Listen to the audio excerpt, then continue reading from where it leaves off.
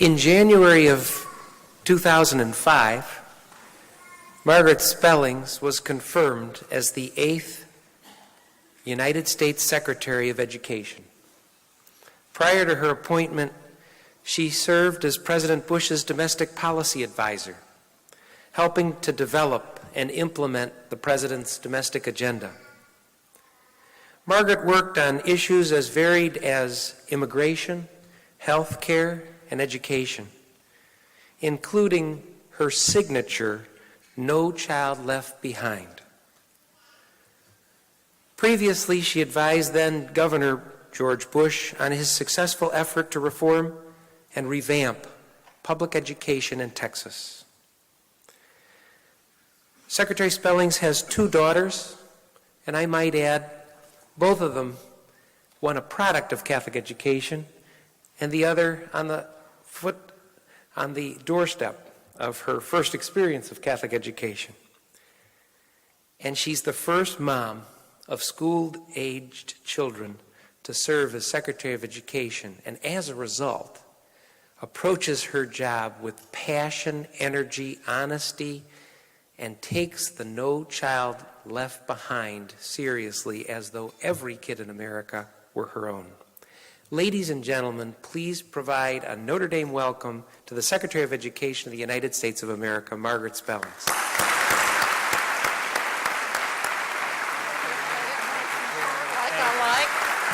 Thank you. Thank you all. Thank you, Father. Thank you. That's enough. Thank you, Father. I appreciate that. Yes, it's true, believe it or not, I'm the first mother of school children to have this job. And sometimes I think, what took them so long to get someone who knows what's really going on in schools? Anyway, I'm thrilled to be here with you all, and it's just great to see the fabulous graduates.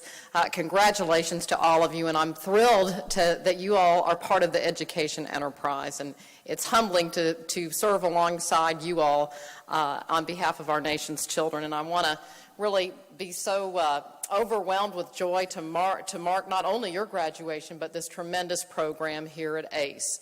You all are so lucky to have had the opportunity to share with each other and to be part of this program. So congratulations on all your hard work. And you're here, of course, because you believe that every single life has value and dignity, that every single child has potential, and that every single student deserves a high-quality education. And as a parent and as a policymaker, I want to say thank you. And I appreciate all that you've done. Job well done. I want you to take a look around you, take a look behind you at your family, your friends, your mentors, your faculty, all the people that without whom you wouldn't be sitting here on the front row. Let's give them a round of applause right now.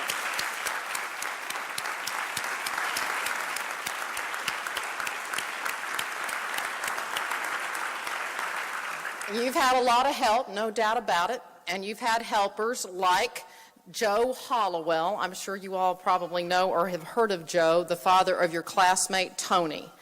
I heard about Joe, how he drove from Indiana to Mississippi after the hurricanes last fall to collect thousands of dollars and so forth to help schools down there.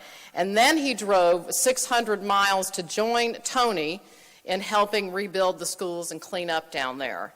And I know that you won't be surprised that in addition to Tony, your classmate, Joe is a principal of a Catholic school. So they're just one example of the kind of paying it forward that goes on not only in families, but in your family here at ACE. It's just an amazing spirit of optimism and generosity in this community that's really palpable.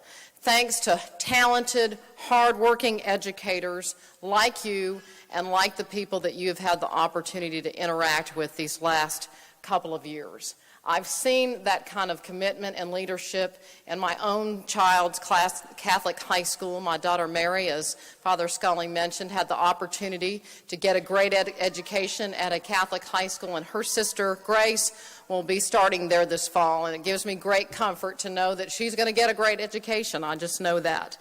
I say that America's Catholic schools are truly national treasures. And that's right.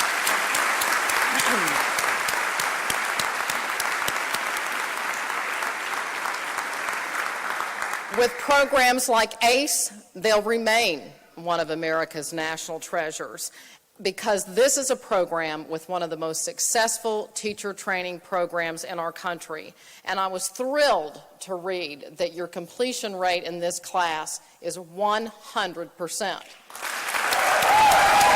Congratulations.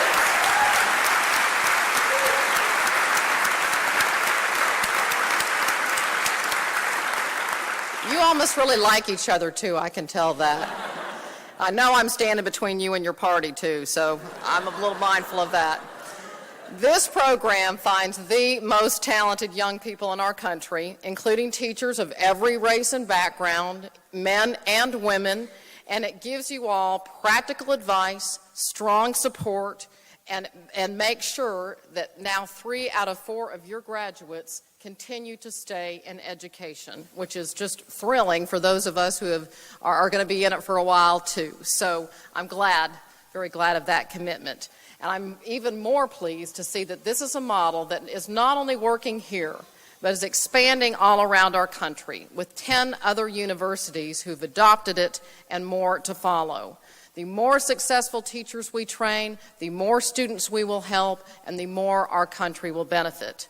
We live in a world that is changing faster than ever. When I was in school, Googling, TiVoing, and blogging weren't even words. And I won't even get into online dating, and I hope maybe y'all are not into online dating also.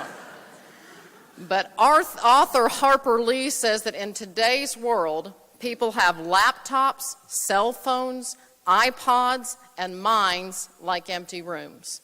And it is our job, all of us in this room and your faculty, to help students fill these rooms with knowledge and skills that will benefit them for the rest of their lives.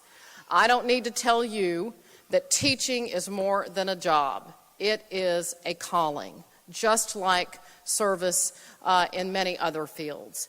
As undergraduates, you excelled in some of the finest universities in the world, and you could have gone on to succeed in any field that you imagined. You didn't take this job for fame or fortune. You took it for the love of kids and the love of making a difference. Some people, I hear this when I hear people talk about and talk to students like you who are surprised that you have made a choice like that. But I know why you do it, because I see the same thing you do when I go to schools all across the country. You see kids that inspire you. They look up to you. They thank you, and they love to learn because of you. As teachers, you will leave a legacy unmatched by any other profession. Over the course of your career, you'll improve the quality of life, not just for the children that you teach, but for their children and their children's children, and on and on. Over time, you will touch thousands of lives, and millions of people will benefit from your shared work. Every single one of us in this room can think of a teacher who made a difference in their own life. It's no secret that your job is one of the most profound and one of the hardest jobs around, especially when you're working in the communities of greatest need, as you all have. Unfortunately, throughout our country, we're most likely to find our most experienced or our most skilled teachers in our most privileged communities. But you all look for the places where you could make the biggest difference. For example, in Kansas City, your classmate Francisco Ramirez was the first male Latino teacher to teach his fourth graders there had ever encountered, even though the school was 95% Hispanic. He was one of only 3 faculty members who spoke Spanish. So Francisco stayed late so he could translate for parents and his fellow teachers. And even though he's officially done with his service, he's going back next year. And I want to thank Francisco. Where you are, Francisco? There he is.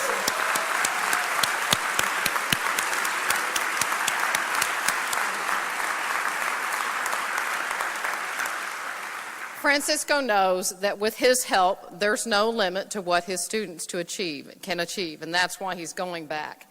When I hear people say they really don't think it's possible for every student to be reading and doing math on grade level, I always wonder, are they talking about my child, or are they volunteering their child to be the one that's left behind, that's not on grade level? I'm pretty sure that most parents want that for their students, want their children on grade level. And I don't think that's too much to ask. In public education, it used to be acceptable to let some kids fall through the cracks. If a school wasn't living up to its responsibilities, parents really had no other options. But with No Child Left Behind, President Bush and the Congress made a commitment to make sure every child is on grade level by 2014.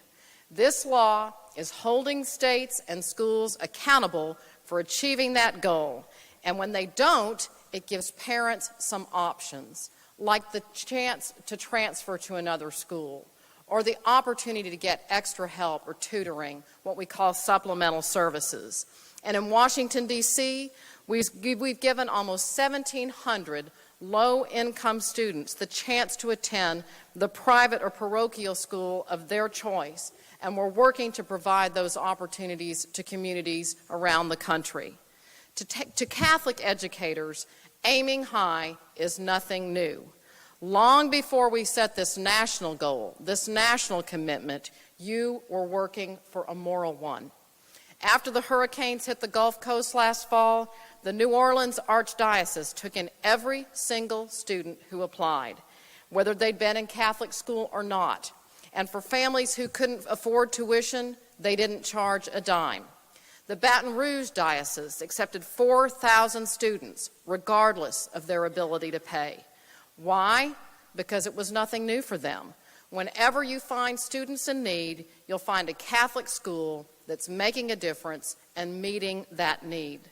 To serve the whole community, Catholic schools reach out to low-income, minority, and immigrant communities. To keep academic quality high, they often work longer hours and longer days and stretch the school year into the summertime. And to keep tuition affordable, they set tuition rates often below the cost of educating the child. And, of course, we know it works. 99% of students in Catholic schools will graduate from high school, and 97% will go on to college, which is a tremendous accomplishment and a strong reminder that we cannot afford to lose any of these national treasures. At a time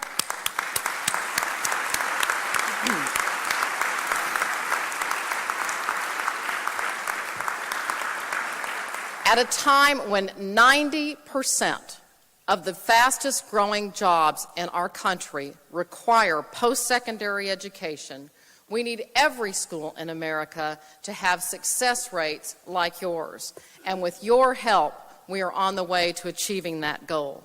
As teachers, you know that with high expectations, anything is possible. I've always liked the story of the college student who got a C on his final paper because his idea was implausible. The idea, an overnight delivery service. The student, Fred Smith, the CEO of Federal Express. So, don't let anyone else take the measure of you or your worth or capabilities. Stand proud in who you are and what you're about. Your parents raised you to do right by yourself and by others. Whenever you find yourself struggling, think of those people and remember your focus and your faith. Good advice from my own mother has gotten me through a lot of rough moments, and it's been a rare situation when I didn't hear her with a voice uttering one of her famous Pegisms in my ear. A few of my favorites: you need loving most when you're most unlovable. Or, how do you get to Carnegie Hall? Practice, practice, practice. And I'm sure it was the same for you. When we went on vacation, my mother had us praying to St. Christopher. If somebody lost something, we'd obviously pray to St. Anthony. And if And if all else failed, there was always good old St. Jude. Many of you can probably think of words of wisdom your mom says all the time. And trust me, one day you'll say something and stop in horror and say, I sound just like my mother. I promise you that's going to happen to you. Being a mom has been my most important job and the greatest joy in my life. My girls have taught me more than I care to admit sometimes, and they keep me focused and grounded in what really counts. And I know your students do the same for you. And if you're lucky enough to have children someday, you'll feel the same way, I know. Your classmate, Sarah Miller, says that if grown-ups could handle tough situations like her third graders do, we'd all be better off. And I'm pretty sure that's right, Sarah. My fellow Texan, Lance Armstrong, has a saying inspired by his own mom. Pain is temporary, but quitting is forever. Anything worth anything takes some doing, takes some sacrifice. To seize life and live fully invites the potential for pain or disappointment. But that's the risk you take when you stand proud, knowing that you've lived, you've played, you've gotten in the game when countless others have just sat on the bench. So don't forget, the greatest obstacle to life isn't usually failure, it's fear, which keeps you on the sidelines, playing it safe, convincing yourself that risks are for others and greatness is reserved for others. The reality is that when you play it safe, the only thing that you get is regret. As I tell my girls, stand and deliver. When I got to the White House, I felt completely out of my element. I had been working, as Father Scully said, for then Governor Bush, tucked away in my precious Texas, and I was whisked off to Washington, surrounded by tons of Ivy Leaguers in this rarefied era of the White House. It was quite intimidating. But I stood and delivered, and pretty soon, I was flying around on Air Force One and meeting with senators and helping the president perfect his pronunciations. We still have a little work on nuclear, but we're going to get there.